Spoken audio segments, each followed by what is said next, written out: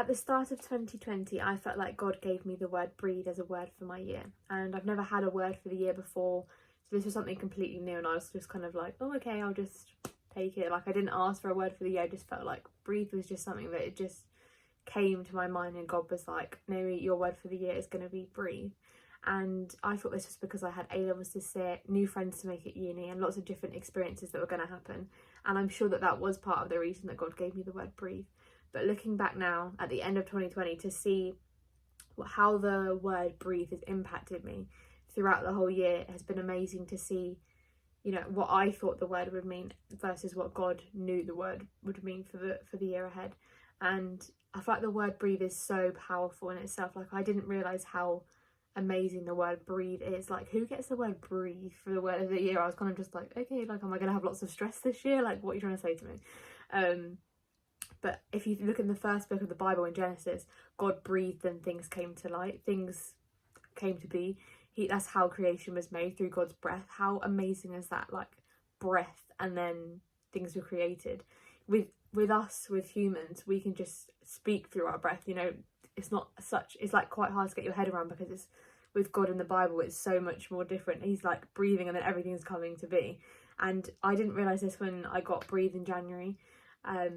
But looking back now to think, wow, breathe is just such an amazing word. You know, God spoke and things came to be. Breathe is a way for me to be calm and to just sit and be. And I feel like for this year, for a lot of people, maybe for you, but definitely for me, breathe has been a word where it's just time to relax, to be still, to slow in the bustle and the hustle of the world, and to just relax and just sit there and breathe.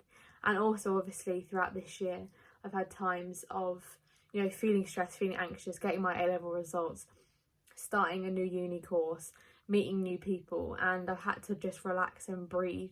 And obviously, being in certain situations this year, I've been upset, I've been overreactive, lots of things have happened, so I've had to just breathe. And one tip that I learned on a plan once was, when you can use breathing as like a tool to like help you calm down and like entering the fruits of the spirit.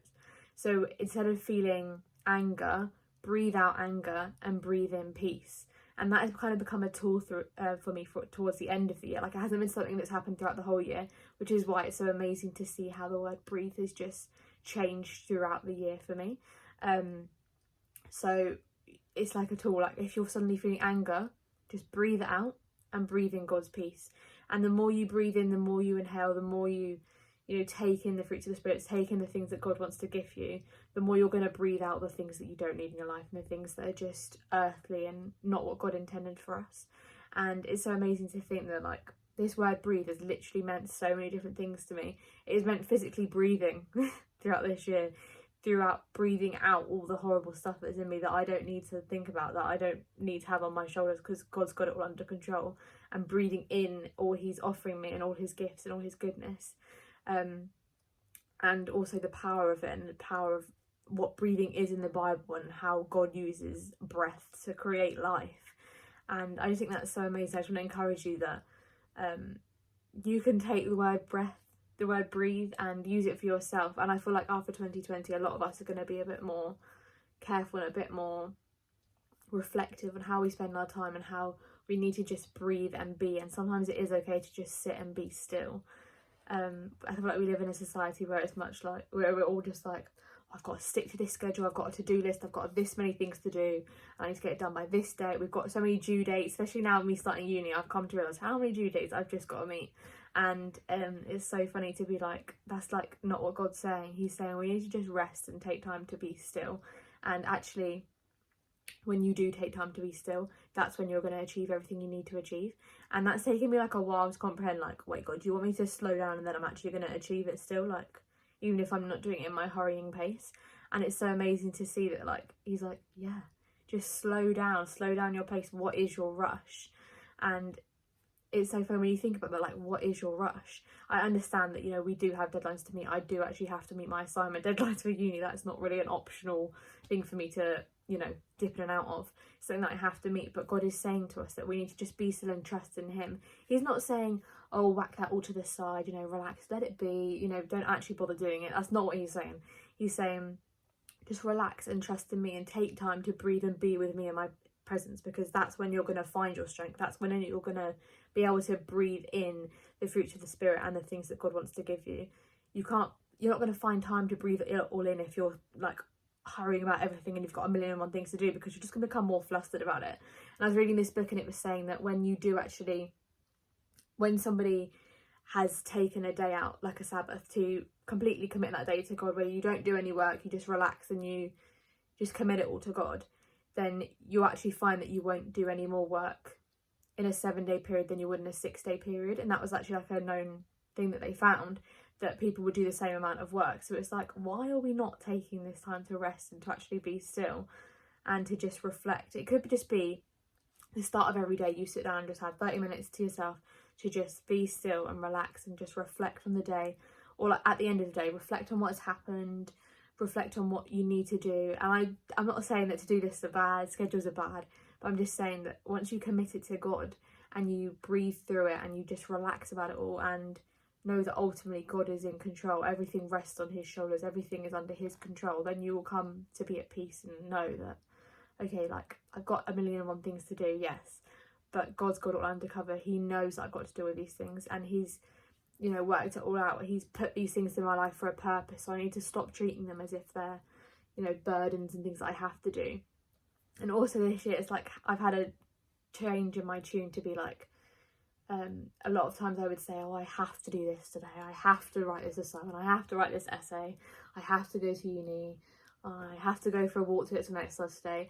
But actually changing your tune and saying, I get to do this, it just makes such a difference. And a lot of these lessons that I've learned have been in the last bit of the year, like they haven't been throughout the whole year, but just recently I've been thinking like, oh, you know what, I get to wake up early today, I get to look out into my garden, I get to go out for a walk, and just changing it from I have to get up early today to I get to get up early today.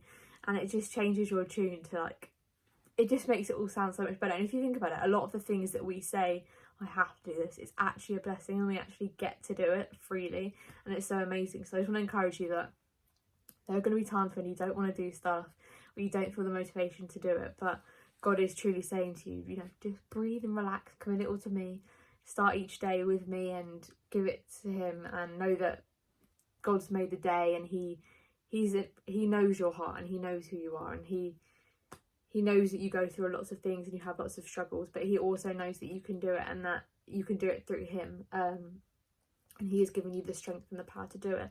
So I just really encourage you that whenever you do feel emotions of the world coming over you, or you feel a bit overwhelmed or sad or confused or anything, just try and breathe that out, and just breathe in the peace of God, breathe in the Spirit's the fruit of the Spirit and what God wants to give you and his gifts, because it will make a truly big difference to you, because your heart's going to reflect it and you're going to end up giving it out. So once you've breathed in all these peace and joy and self-control and everything like that, you're going to start breathing that out, and you're going to start breathing out joy onto other people and breathing out peace onto other people, and it's just going to echo and echo and echo. And how much better would our lives be if we just breathe that out instead of breathing out anger and stress over everyone else?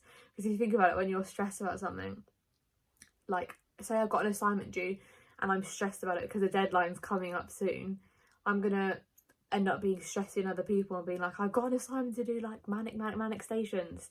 And instead, if I would have had the approach of, you know what, I'm gonna breathe that stress out, I'm gonna breathe in joy and peace, then I'm gonna breathe out the peace and joy to other people and be like, you know what, I have got this assignment to do, but that's okay, I'm gonna do it. That due date's still not till tomorrow, it's still not till the afternoon, I can do this till then. It's all about like re-changing your mindset and just refocusing and what you're breathing in and breathing out. And it's just so amazing to think that all of that can change, all our perspectives can change just by how we breathe and what we're breathing in and out, and what is flowing from our hearts.